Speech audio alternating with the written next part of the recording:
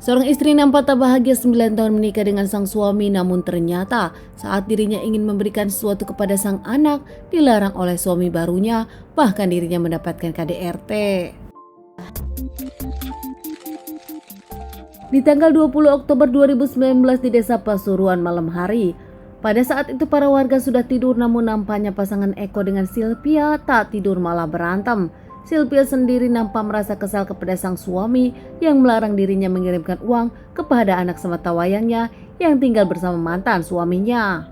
Eko tak hanya melarang Sylvia menemui sang anak, bahkan Eko pun melarang Sylvia untuk menyisihkan uangnya untuk anak sematawayangnya. Meski sang anak tinggal bersama ayah kandungnya, namun kerap Sylvie menyisihkan uangnya untuk memberi jajan sang anak. Eko yang kesal dan tak suka merebut uang 500.000 dari tangan sang istri. Keduanya akhirnya bergulat. Saat itu ribut hingga akhirnya Sylvia pun menarik kerah Eko hingga terjatuh. Cekcok di antara keduanya tak terelakkan. Menurut Sylvia, dirinya mengumpulkan uang bukan dari uang Eko melainkan uang kerja kerasnya. Sementara Eko yang nampak cemburu dan juga melarang karena di sana memang sudah ada ayah kandung dari anak Sylvia. Saat Eko jatuh karena kerah bajunya ditarik oleh istri Sylvia, Eko pun tak terima dan marah hingga akhirnya melakukan penganiayaan balik kepada sang istri Sylvia.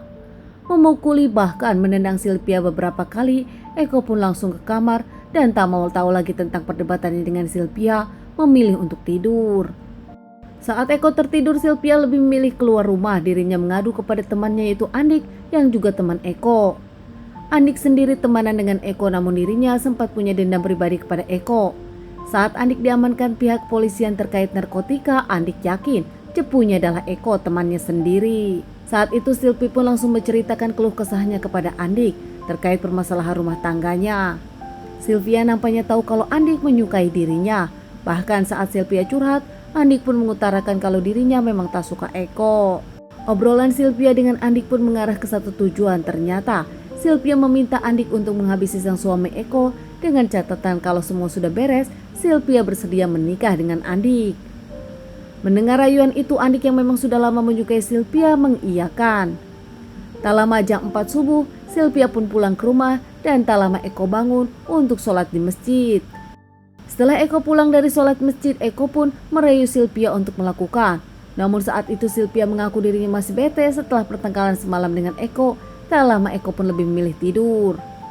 Saat yakin Eko sudah tertidur lagi setelah dirinya pulang dari masjid sholat subuh, Sylvia pun memanggil Alfian. Sylvia pun memanggil Andik yang masih berada di luar. Andik membawa senjata tajam dan langsung masuk ke rumah Sylvia dan Eko.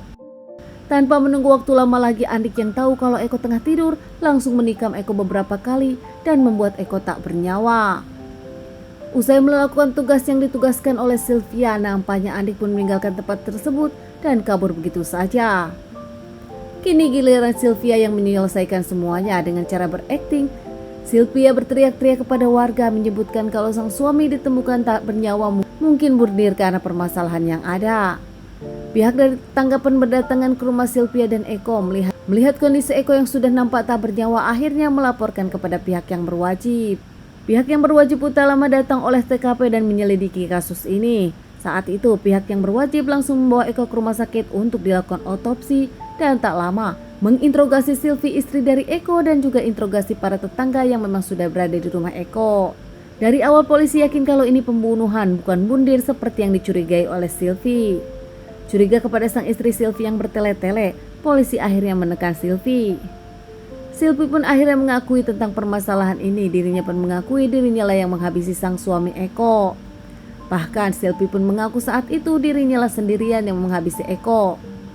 Masih tak yakin, pihak kepolisian bertanya-tanya bagaimana bisa Cindy membawa Eko dalam kondisi seperti ini sendirian. Tak bisa menutupi lagi, akhirnya Sylvie pun mengakui kalau dirinya dibantu oleh Andik, lelaki yang juga temenan dengan Eko dan juga menyukai dirinya.